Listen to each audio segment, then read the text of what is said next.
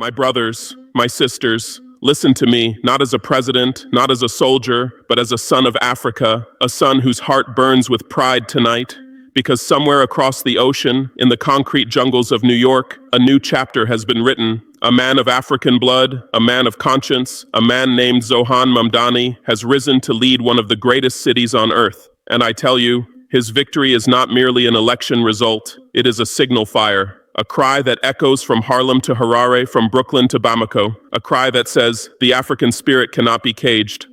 For too long, they told us that leadership belongs only to the powerful, that greatness must wear a certain face, speak a certain tongue, live in a certain land. But today, the soil of Africa trembles with pride, because one of our sons has shown the world that truth and conviction can rise anywhere, even in the heart of the empire itself. Zohan Mamdani did not win with wealth or privilege.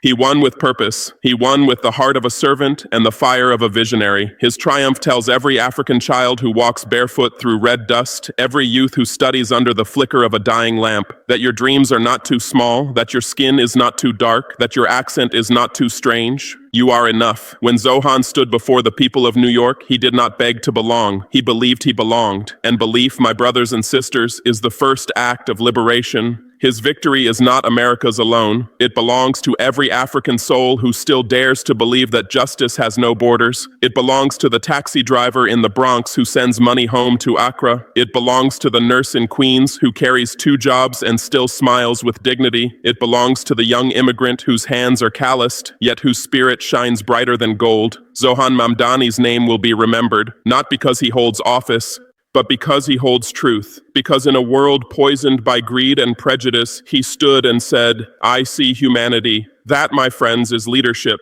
Leadership is not measured in buildings or banners. It is measured in the heartbeat of the people. It is the courage to say no when the world demands your silence, and to say yes when the people call for justice. To the leaders of this world, to those who sit on golden thrones and speak of democracy while hoarding power, look at what has happened in New York. The people have spoken. They have chosen a man of integrity over a machinery of deception. Let this be a lesson. Leadership is not a birthright. It is not inherited through money or blood. It is earned through sacrifice, through vision, through love of the people. And to those who still see Africa as a playground for exploitation, hear me clearly. We are no longer the children of pity. We are the architects of destiny. My brothers and sisters in the diaspora, those who wake before dawn in foreign lands, those whose hands feed nations that do not always respect them. Know this, you are not forgotten. Your struggle is written in the heart of this continent. Every brick you lay, every bus you drive, every hospital you clean is part of Africa's rising.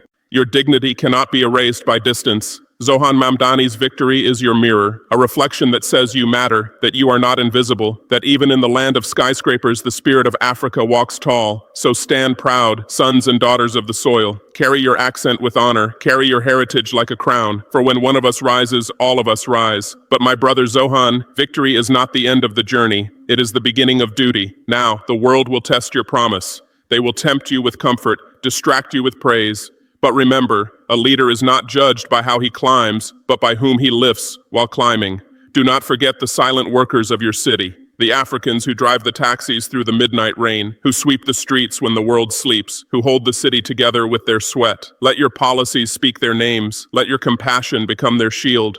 Because true power is not in the office you hold, but in the lives you change. Be the mayor who hears the whisper of the voiceless, who opens the doors of justice to those long kept outside. Let no mother be deported because she sought safety. Let no child be shamed for dreaming in a foreign tongue. Let your administration become a home, not of walls, but of welcome. Back home, here in the beating heart of Africa, we too are fighting our own battles, not with bombs, but with belief, not with violence, but with vision. For too long, they have painted Africa as a continent waiting for rescue. But I say, we are not waiting. We are rising. We are reclaiming. We are rebuilding. We are reclaiming our gold, our oil, our land, our identity. We are saying to the world, Africa is not a resource. Africa is a reason to believe that humanity still has hope. Our farmers till the soil not for survival, but for sovereignty. Our youth are inventing, creating, coding, designing, because we are done exporting our brilliance. We are building an Africa that teaches the world, not one that waits to be taught. Do you hear it? The footsteps of our ancestors. They whisper through the winds of Ouagadougou, the waters of the Nile, the mountains of Ethiopia. They say, "Rise, my children. The chains have rusted. The time has come."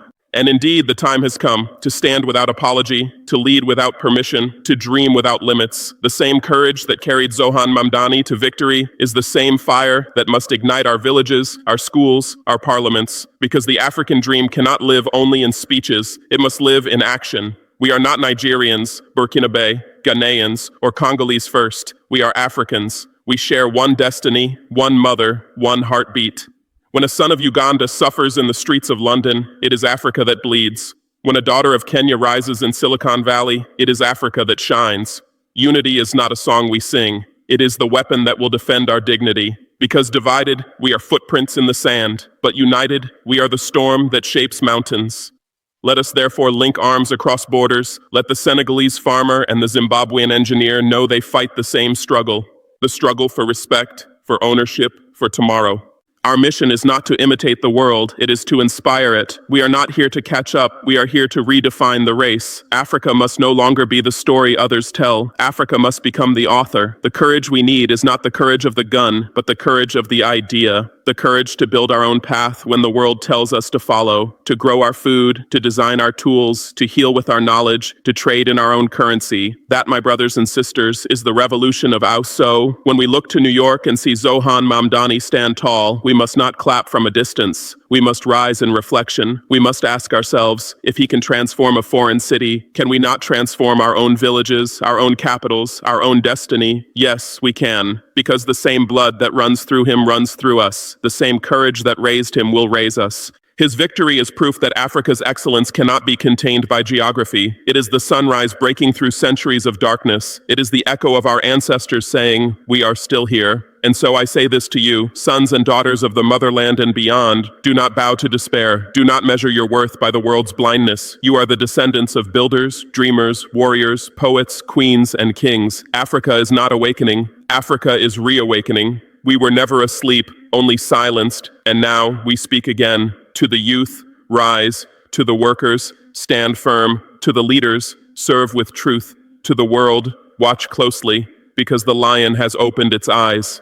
When Africa rises, it will not rise in vengeance, but in vision. It will not rise to conquer, but to contribute. It will rise to restore humanity's lost balance, where justice replaces greed and community replaces competition.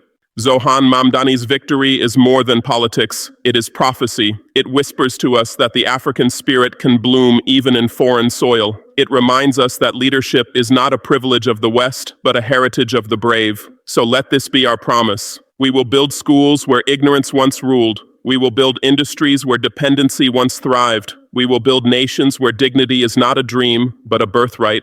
Let every young African know you are not too small to make history, for history is written not by the mighty, but by those who believe when others doubt. From Dakar to Dar es Salaam, from Kinshasa to Cape Town, let the drums of awakening beat again. Let our music, our art, our science, our compassion speak louder than any headline or stereotype. Let us lift our eyes from the dust of division and look to the horizon of destiny, because a new Africa is being born, an Africa that no longer asks permission to dream. And when the world sees that light rise over our continent, they will understand we were never the story of poverty. We are the story of perseverance. We are the proof that hope does not die. My brothers and sisters, this is not the end of a speech. It is the beginning of a movement. When you leave this place, carry these words like a torch. Tell your children that Africa's time is not coming. It is here. Tell them that the spirit of Sankara breathes in every youth who dares to question, that the courage of Nkrumah lives in every woman who dares to build, that the wisdom of Mandela lives in every heart that forgives but never forgets. And tell them that tonight, as Zohan Mamdani leads New York, he does not stand alone. He carries 1 billion souls with him, souls that sing the song of home, souls that whisper, Africa will rise again. So let the drums of freedom roll from the Atlantic to the Indian Ocean. Let every flag of every African nation wave not in surrender, but in strength. Let the world know we are awake, we are united, and we are unstoppable, because when Africa stands, the world will stand taller. When Africa shines, the world will see clearer. And when Africa rises, humanity will finally remember what greatness truly means.